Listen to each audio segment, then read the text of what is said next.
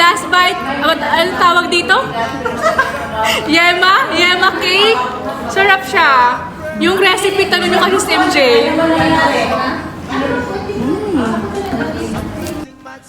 Hello guys! Ako po muli si MJ. Welcome to my channel.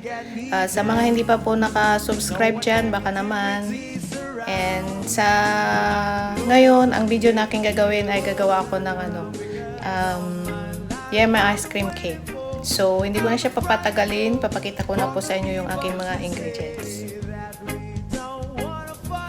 So, ito po yung ating mga ingredients. 1/4 cup na white sugar, Fuji bar, egg and cheese for toppings, 6 na itlog, nestle cream.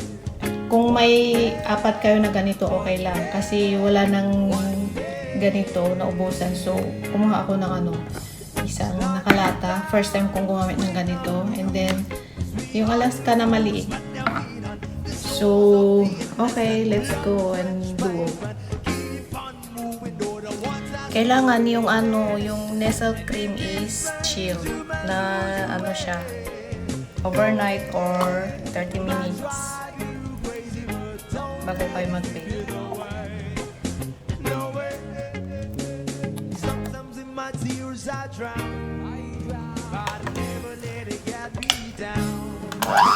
I-beat natin to hanggang sa mag-double size siya.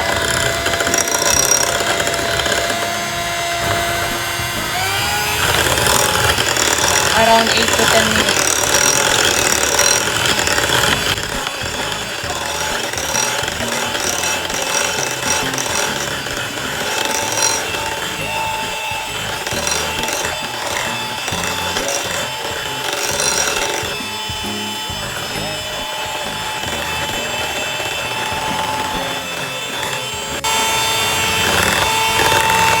Dagdag natin yung asukal in batches.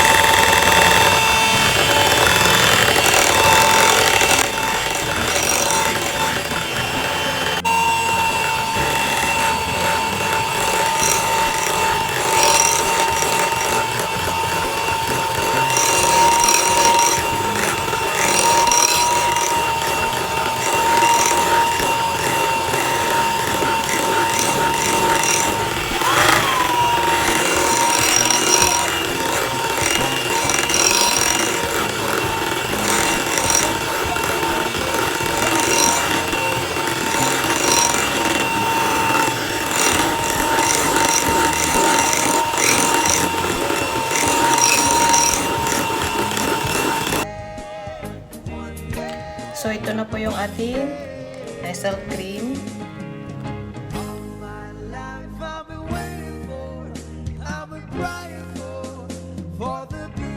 Dito, pwede kayo gumamit ng asukal, pwede kayo gumamit ng condensed milk or ice sugar. Sakto yun.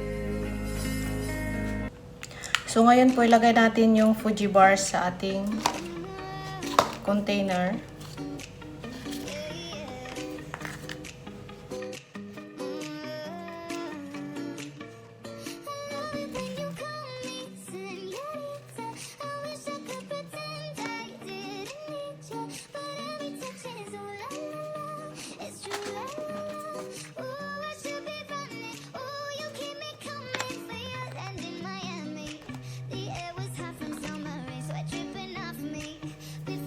Experiment lang po ito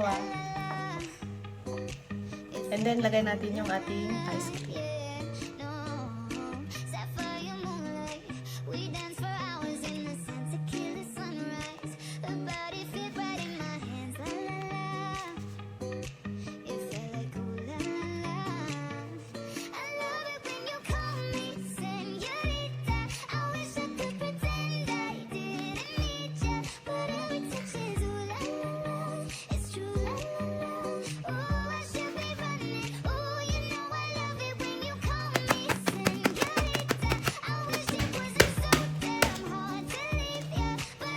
So, ito, ilagay natin sa ating freezer.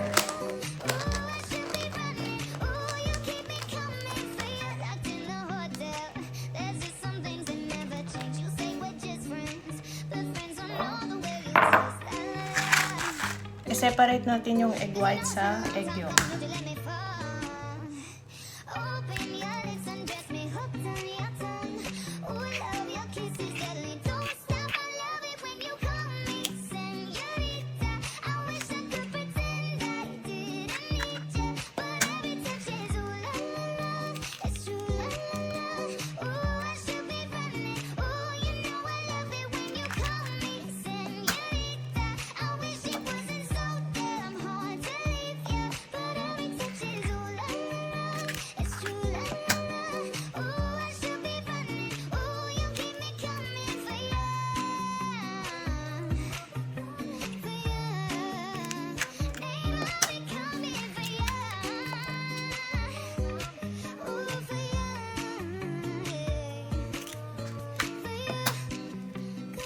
Ay!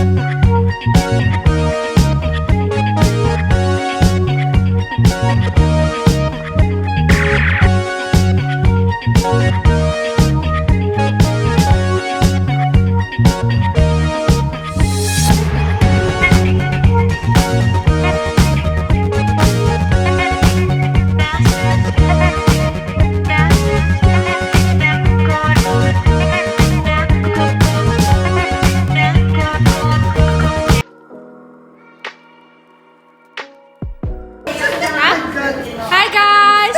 This is my last bite. Anong tawag dito? Yema? Yema cake? Sarap siya. Yung recipe, tanong nyo kasi si MJ.